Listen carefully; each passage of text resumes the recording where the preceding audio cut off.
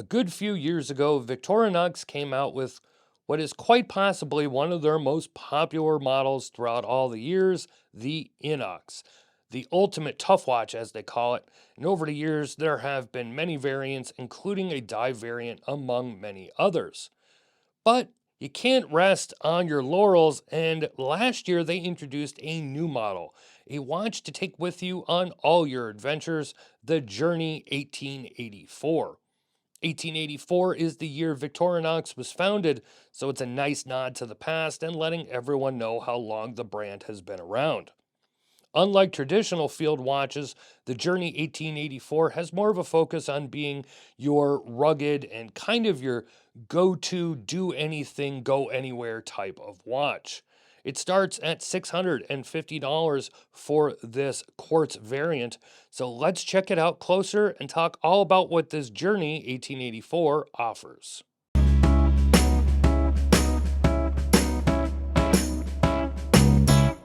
One of the first things you may notice is that the 1884 isn't exactly a small watch. It's kind of a large watch, not in width, but in length specifically.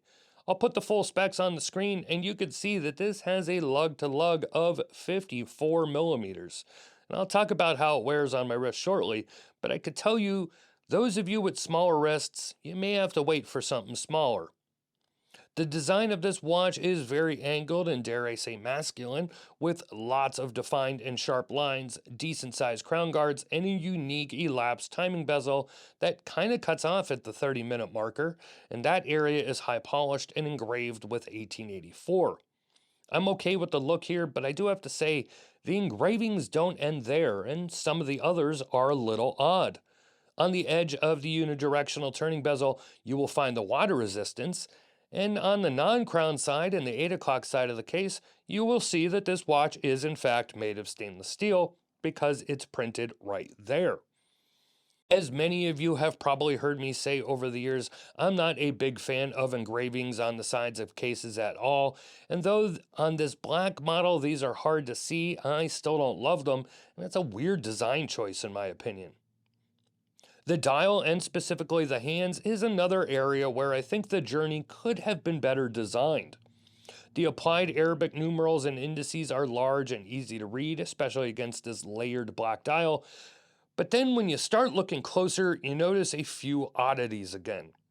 Take the hands, for instance. At first glance, you may see just the lume area of the hands, and it makes it look like they went with very small hands. When you look closer, you see that these are skeleton hands with squared off ends and cutouts for where the lume is placed. At first, I couldn't figure out why they did this, and I thought, why did Victorinox just not do solid hands? But then I noticed that the way the cutouts are, they are perfectly lined up with the 24-hour ring in the center of the dial, almost like a slide rule. It's interesting, and the design of the hands are supposedly done to mimic trail signs on Swiss hiking trails, but I do question why the 24-hour ring isn't fully indexed.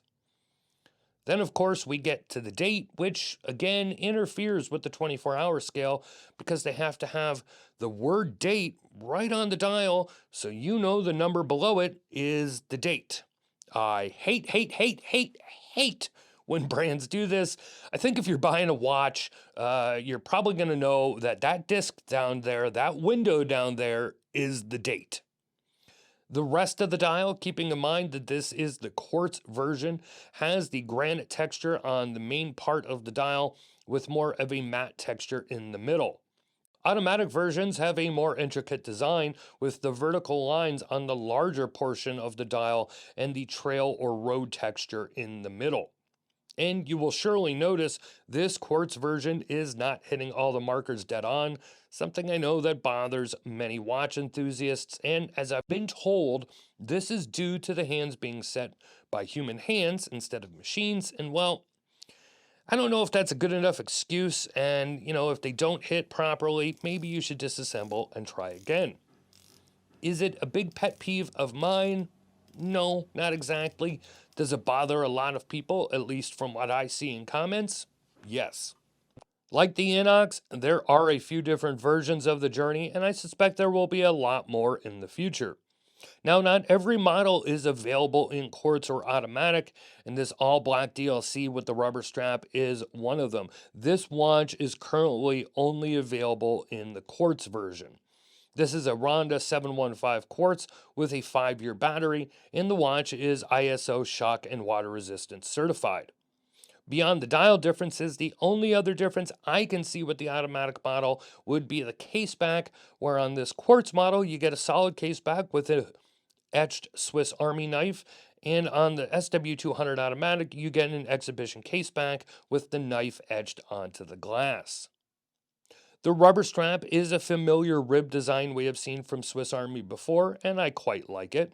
There are two small ribbed intersections as well that are red in color, and at first I thought it would make it uncomfortable on the wrist, but I was wrong. It actually enhances the comfort, though these areas are sweat and dirt magnets, so be prepared to clean them out often as they can get grimy, especially if you're using this watch while on trails, hiking, etc. The lug width, as usual, is 21 millimeters, and while it does have quick release pins, there is currently no DLC bracelet available for this one, so if you go this model, you may be stuck with the rubber or ordering a leather strap from Victorinox, or possibly finding a 21 millimeter strap on one of the strap sites, but obviously this is not a common size. On my 7.5 inch or 19.05 centimeter wrist, I find this watch to wear very comfortably. The strap is in the fifth hole from the bottom, so plenty of room for those with larger wrists. But back to the length of this watch, and this is where it could be a problem for many.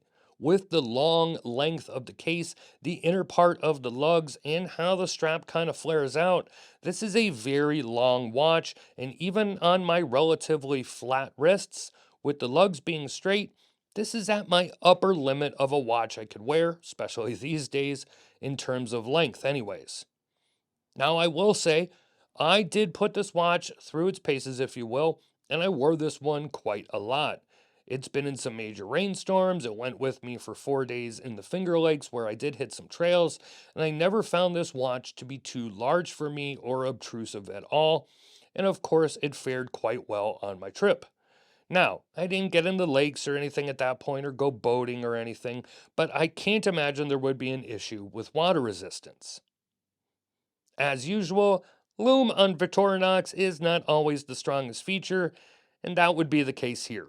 The C3 Lume is suffice, the logo glows, which is a nice touch, but it's what I would classify as fine. I wouldn't rely on it for more than an hour or two, so if you will be somewhere where telling the time in the dark is a priority, get yourself a watch with better lume, tritium tubes, or make sure you have a flashlight.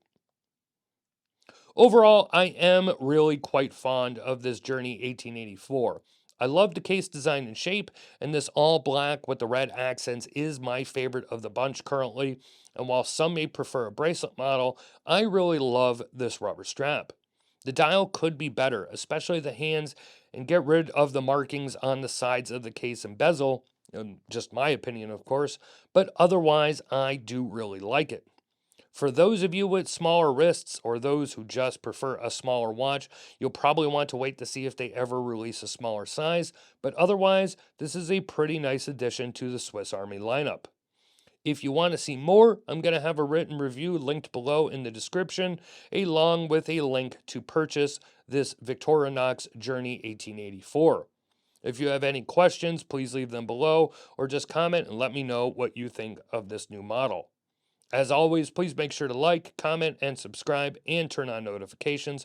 All of these are free, and it's the best way to help our channel grow. This is Don Evans from Watch Report. Thank you for watching, and I will see you next time.